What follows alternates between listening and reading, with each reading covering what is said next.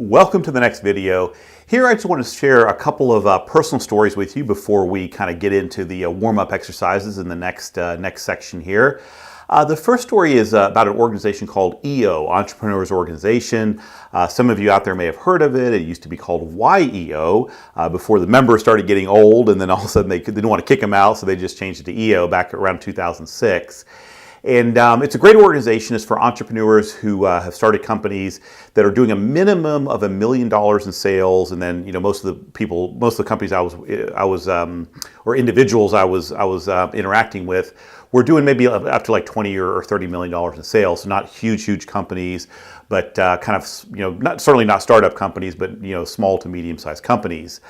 I went to one of their events. They usually have about 3 or 4 events. I was part of the Washington, D.C. chapter. And one event every year is very well attended, where a lot of the kind of established members as well as the newer members come, and the new leadership talks about, they take over and kind of talk about their vision for the next 12 months for the organization.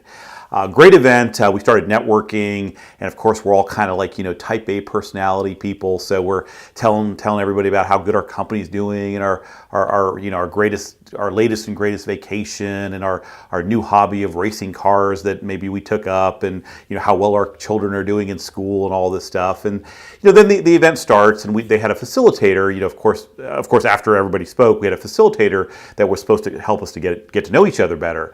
After we did that, he actually had us write down kind of what is the biggest challenge you're having in your life right now on a small piece of paper, like a note card like this. And we wrote down what our challenge was, and we passed them all in, and he kind of randomly shuffled them and started reading a few of them. At the time, I really hadn't figured out my Dharma, and I was kind of figuring out, I'd done a lot of cool things in my life, but I hadn't really accomplished something that I felt gave me the fulfillment. So I was kind of trying to figure out what I want to do when I grow up, was the way I put it. So he started reading some of these, of course, confidentially. No one knew who was who. And this is really kind of the point of that event where my jaw kind of dropped and really hit the floor. I really couldn't believe some of the stuff this guy was reading, and it was things like, my business is failing. I can't get it back, and I'm not sure how I'm going to support my family. My marriage is failing, and I don't think I can get it back. I have a drug addiction that's ruining my life. I have a sex addiction that's ruining my life. So some pretty serious stuff. And I couldn't believe that these were just the same people I was out networking with, that I wanted to be like them, and all of a sudden I'm hearing stuff like this. So I tell you that story kind of for 2 reasons.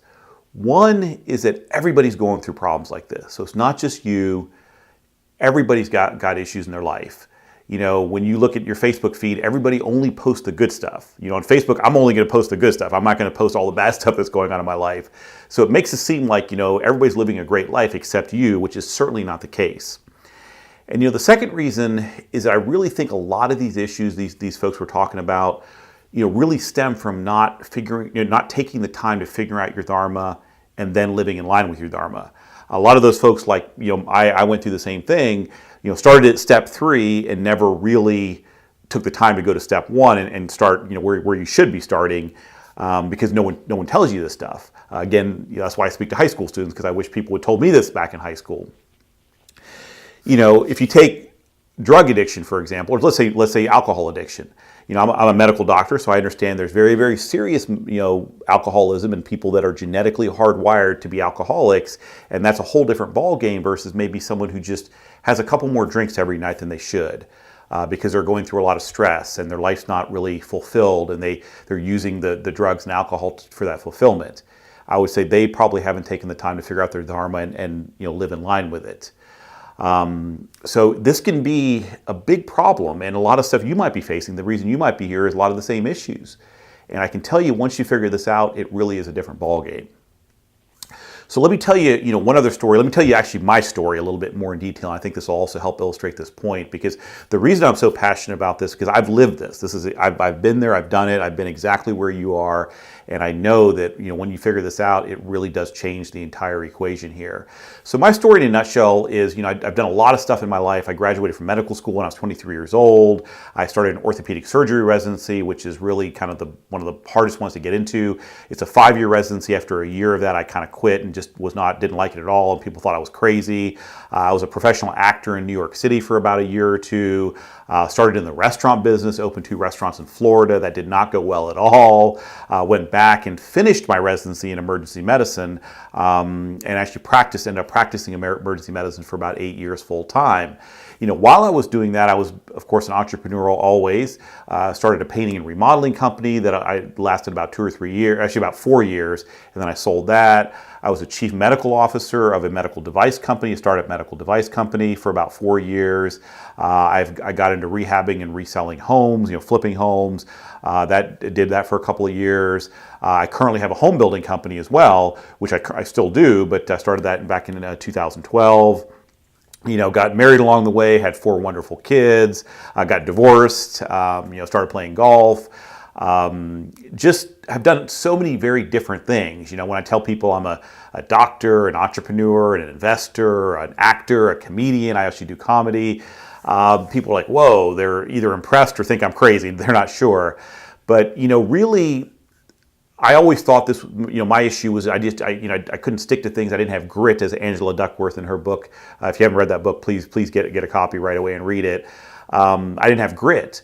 But what it turns out is really I never took the time to figure out my dharma and then live in line with it. And as soon as I started doing that, everything just fell into place and my life is completely different. And I truly can tell you today, I am living in an insanely awesome life. That's why I started this company, because I want to help people do exactly what I've done.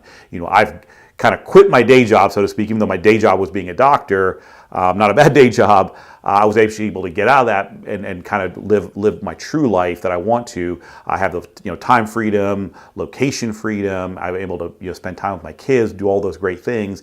And really, I attribute this to starting with figuring out my dharma and making sure I strictly live. So what I can tell you is I've personally been there, done it.